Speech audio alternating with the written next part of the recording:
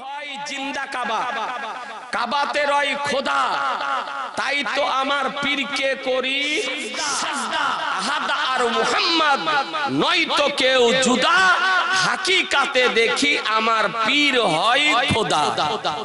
নাউজুবিল্লাহি মিন যালিক।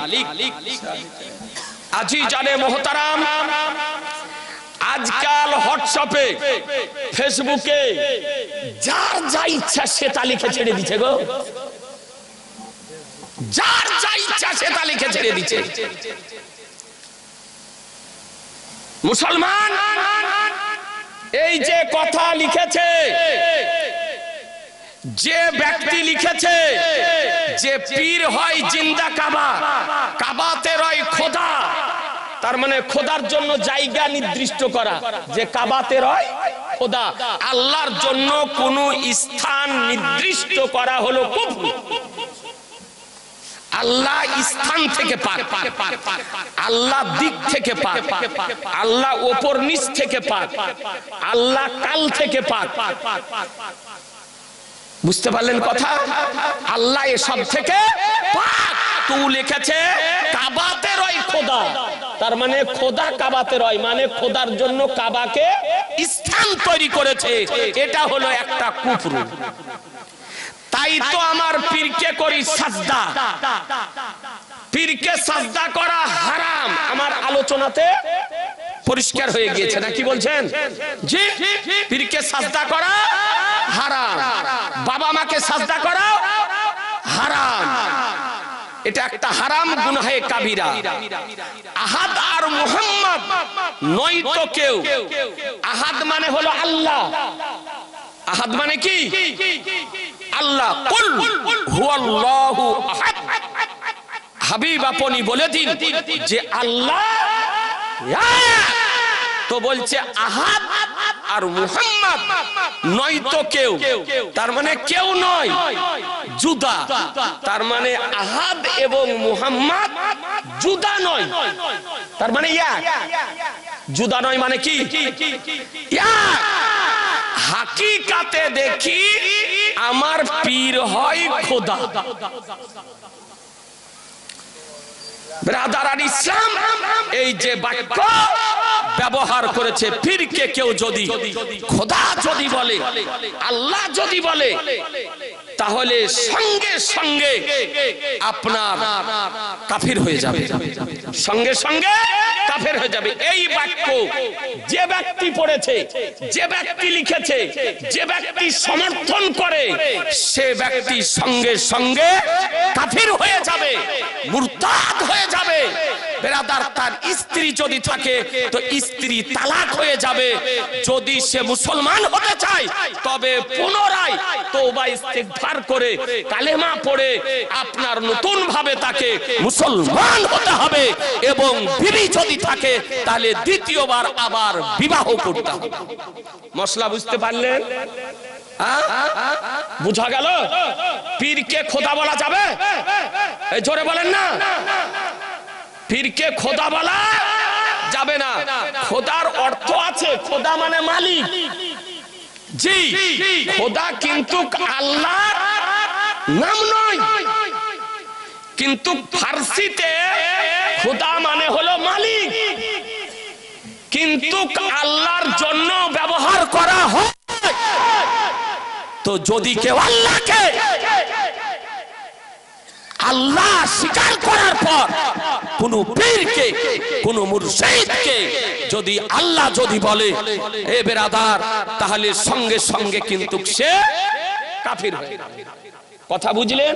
সুতরাং পীরকে পীর বলুন, মুর্শিদ বলুন, আমার আকা বলুন, মাওলা বলুন, এগুলি বলা জায়েজ আছে, কিন্তু পীরকে খোদা বলা, আল্লাহ বলা, জোরে বলেন না, আর একটু জোরে বলে, যাবে না।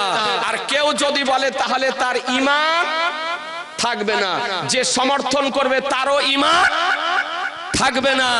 আর কোন পীর যদি এতে মুচকি মুচকি হাসে আর সমর্থন যদি করে, তবে ও ব্যক্তিও পীর নয়, ও হলো ক্ষীর। বুঝে নিলেন আপনি? তাকে যদি কেউ খোদা বলে তার সামনে সঙ্গে সঙ্গে বলা দরকার তওবা করো, কালেমা পড়ো, আমার ঈমান নষ্ট হয়ে গিয়েছে। না কি বলছেন? সে পীরের সঙ্গে সঙ্গে বলা দরকার। এ বেরাদার, আর সে যদি না বলে মুচকি মুচকি হাসে আর খুব ভালো যদি লাগে, সন্তুষ্ট যদি থাকে, তো ওরও ঈমান যাবে।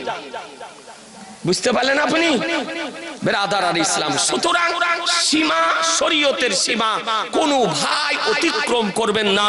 শরীয়তের সীমার মধ্য থেকে পীরকে ভালোবাসুন, বাবা মাকে ভালোবাসুন, ওলিদেরকে ভালোবাসুন, নাবিকে ভালোবাসুন, খোদাকে ভালোবাসুন।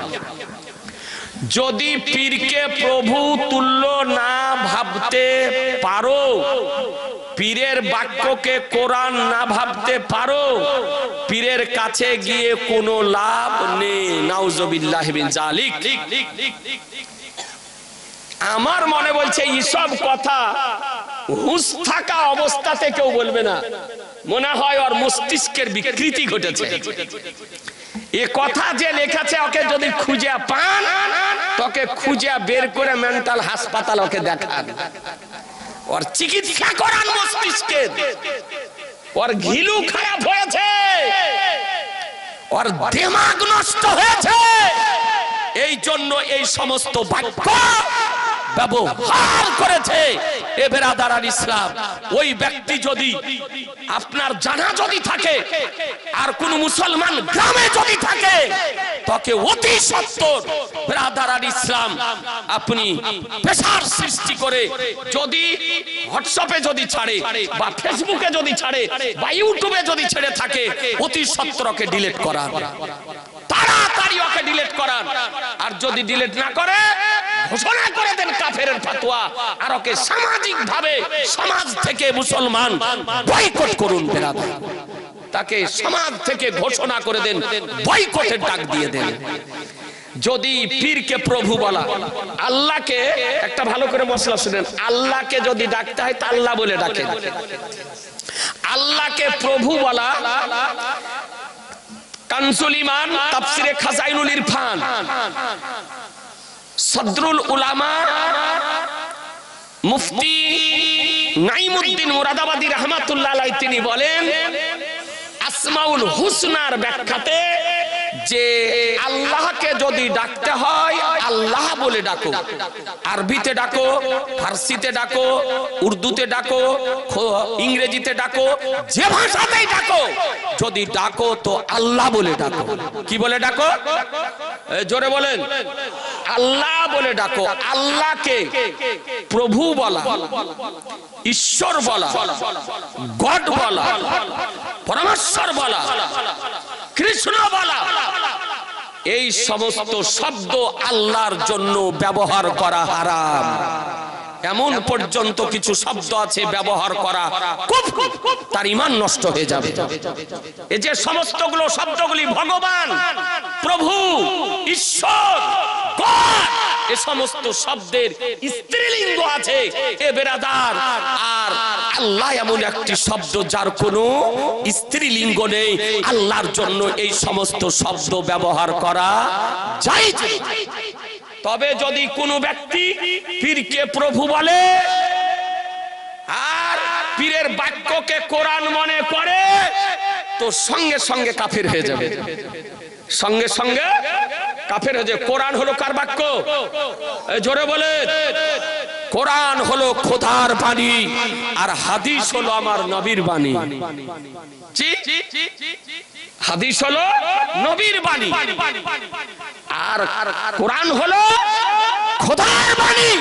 আর খোদার বাণীকে যদি বলে, পীরের বাণীকে যদি কোরআন যদি বলে, তো কসম খোদার, সঙ্গে সঙ্গেও ব্যক্তি কাফের হয়ে যাবে, তার ঈমান নষ্ট হয়ে যাবে। স্ত্রী যদি থাকে, স্ত্রীও তালাক হয়ে যাবে। মুসলমান নতুন ভাবে হতে হবে, কালেমা পড়তে হবে, তওবা ইস্তেগফার করতে হবে, এবং আপনার নতুন ভাবে বিবাহ। কথা বুঝতে পারলেন? এ বেরাদার, পীর ওলি আউলিয়াদের উপরে যে ইলহাম হয়, ইলহাম হলো দুই প্রকার। ইলহাম হয়, এটা কয় প্রকার? দুই প্রকার। ইলহাম শরীয়তের দলিল হয় না, ইলহাম শরীয়তের দলিল হয় না। ইলহাম দুই প্রকার, একটা হলো আল্লাহর ইলহাম, ইলহামে রহমানি, আর একটা হলো শয়তানের ইলহাম। সুতরাং ইলহাম শরীয়তে দলিল হয় না। এ বেরাদার ইসলাম, আপনাদেরকে বলতে চাই, এই রকম বাক্য কেউ যদি বলে, এরকম বাক্য বলাও যাবে না, সমর্থন করাও যাবে না, লিখাও যাবে না। এই রকম বাক্য লিখলে তার ঈমান থাকবে না, সঙ্গে সঙ্গে কাফের ও মুরতাদ হয়ে যাবে।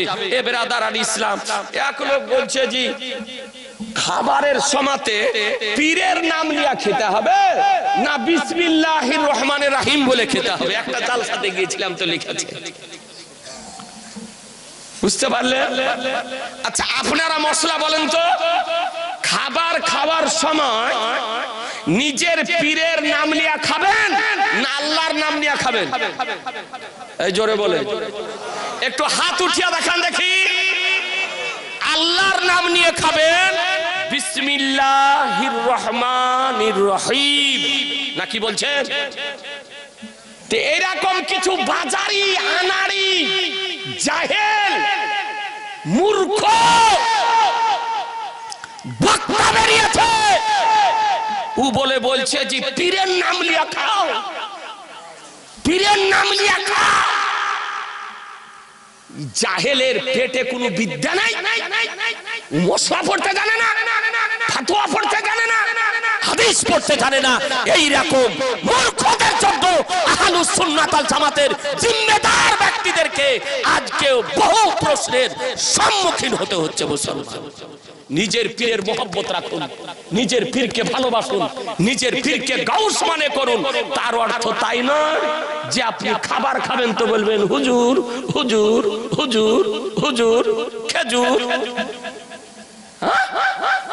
খাবার যখন খাবেন সব পরিবারে একসঙ্গে বসে খাবার খান, বৌমা, ছেলে, মেয়ে, স্ত্রী, স্বামী সকলে মিলে একসঙ্গে খাবার খান, দোয়া পড়ে বিসমিল্লাহির রহমানির রহিম বলে আপনার ওই খাবারে আল্লাহ বরকত দিবে এবং আপনার ওই খানাতে শয়তান অংশগ্রহণ করতে পারবে না। কথা বুঝতে পারলে? নিজের পীরকে মহব্বত করুন, বিপদে পীরের সাহায্য তলব করুন, এটা করা জায়েজ লেখা আছে। তাই বলে আপনি খাবার খাবেন তো ওই পীরের নাম করে, কোরআন শরীফ পড়বেন তো পীরের নাম করে। আপনি বিছানা থেকে যদি উঠেন তো ঘুম থেকে যদি উঠেন তার একটা দোয়া আছে, ঘুমাতে যদি যান তার একটা দোয়া আছে, যানবাহনে যদি চড়েন হাদিস শরীফে তার একটা দোয়া আছে, আপনি বেরাদার নৌকাতে যদি চাপেন তার একটা দোয়া আছে। তো নবীর হাদিসকে আপনি ছেড়ে দিবেন?